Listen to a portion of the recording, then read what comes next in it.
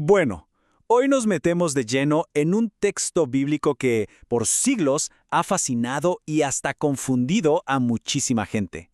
Vamos a explorar juntos su mensaje sobre el juicio, la perseverancia y, sobre todo, esa esperanza que late en su centro. Y todo arranca con esta pregunta, ¿no? La que los discípulos le hacen a Jesús. Es una pregunta que, si somos honestos, también es la nuestra. Esa necesidad de saber qué va a pasar, de buscar alguna certeza en un mundo que a veces parece tan incierto. Pero fíjense, la respuesta de Jesús no es lo que uno esperaría. No les da una fecha, no saca un calendario, les entrega una profecía compleja, con varias capas, que habla de la caída de una ciudad, sí, pero también del fin de una era. Así que vamos a desmenuzarla. Y la profecía arranca con algo impactante. Imaginen la escena. Jesús de pie frente al magnífico templo de Jerusalén, el símbolo máximo de seguridad y estabilidad para todo el pueblo, y les dice, de todo esto que ven, no va a quedar nada. Y aquí es donde la cosa se pone súper interesante, porque esta profecía juega, por así decirlo, en dos canchas a la vez.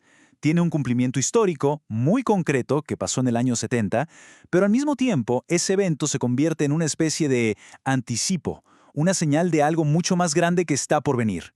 Y justo aquí, Jesús hace algo genial. Cambia las reglas del juego.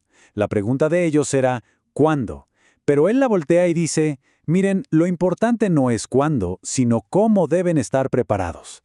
Desplaza la curiosidad por la fecha hacia una llamada a la preparación espiritual. Entonces Jesús les empieza a pintar un panorama y, ojo, no es una agenda de eventos con fechas exactas. Es más bien una descripción de la realidad que van a tener que enfrentar. Van a aparecer falsos mesías, habrá conflictos, guerras, persecución. Señales de los tiempos, sí, pero todavía no el fin. Y en medio de todo ese caos, suelta esta frase increíble. Es una paradoja total, ¿no les parece? Les está diciendo que todo ese sufrimiento, toda esa tribulación, no es una señal de que están derrotados, sino que será su gran oportunidad para dar testimonio, y que, a pesar de todo, Dios los cuida hasta el último detalle. Vean este contraste, es brutal. El mismo evento cósmico provoca dos reacciones totalmente opuestas. Para unos es terror puro, pánico ante lo desconocido. Para otros es el momento de erguirse, de levantar la cabeza, porque saben que su redención por fin está llegando. La perspectiva lo es todo. Ahora, es importante entender que esto que leemos en Lucas no es una idea aislada. Para nada. Estos mismos temas resuenan por toda la Biblia. Y cuando conectamos los puntos, el mensaje se vuelve todavía más potente y claro. Por ejemplo, si nos vamos al Antiguo Testamento, nos encontramos con el profeta Malaquías, y él habla exactamente de esto, un día final. Un día de ajuste de cuentas donde la justicia de Dios lo pone todo en su lugar. Un día de fuego para unos, pero de sanación y liberación para otros. Y luego tenemos el Salmo 98, que le da una vuelta de tuerca a la perspectiva. Nos muestra que ese juicio final no tiene por qué verse como una tragedia. Al contrario, es la celebración cósmica de la victoria de un rey justo. Es una invitación a que toda la creación cante de alegría. Y para que no nos quedemos solo en la teoría, viene el apóstol Pablo y nos aterriza la idea de una forma muy práctica. Dice, oigan, esperar el regreso del Señor no es una excusa para cruzarse de brazos. Todo lo contrario, es el motor para trabajar con fidelidad, con perseverancia, viviendo con propósito. Bien, entonces, después de todo este recorrido, la pregunta del millón es, ¿y esto qué tiene que ver con nosotros hoy? ¿Cómo nos habla este texto tan antiguo en medio de nuestro mundo que se siente tan cambiante, tan inestable? Pues el texto va directo al corazón de un problema muy humano. Esa tendencia que tenemos a poner nuestra seguridad, nuestra confianza, en cosas que al final son temporales. El dinero, el estatus, la salud, nuestros logros, es como construir una casa en la arena, sabiendo que tarde o temprano la marea va a subir.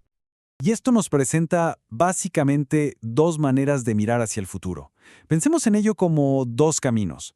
En la teología se habla del camino de la ley y el camino del evangelio, y definen por completo nuestra actitud ante la idea del juicio. A ver, el camino de la ley es cuando nuestra seguridad depende de lo que podemos controlar, de lo temporal, de nuestro propio esfuerzo. Y claro, si esa es nuestra base, la idea de un juicio final es aterradora. Porque en el fondo sabemos que esa base es frágil, que se puede derrumbar.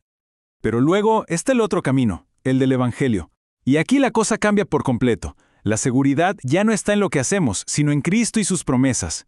Y de repente, ese día de juicio ya no es una amenaza, se transforma en el día de nuestra redención. Es la promesa de un ancla firme en medio de cualquier tormenta. Y esta es la clave de todo, el verdadero corazón del mensaje. La esperanza del creyente no es pensar, ojalá que no haya un juicio.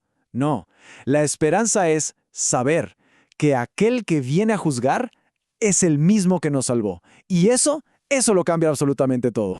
Así que nos quedamos con esta pregunta. Una pregunta para llevarse y meditar. Si nuestra redención final es una certeza, si el final de la historia es bueno, ¿cómo transforma eso la manera en que vivimos nuestra espera hoy, en medio de la agitación y la incertidumbre del presente?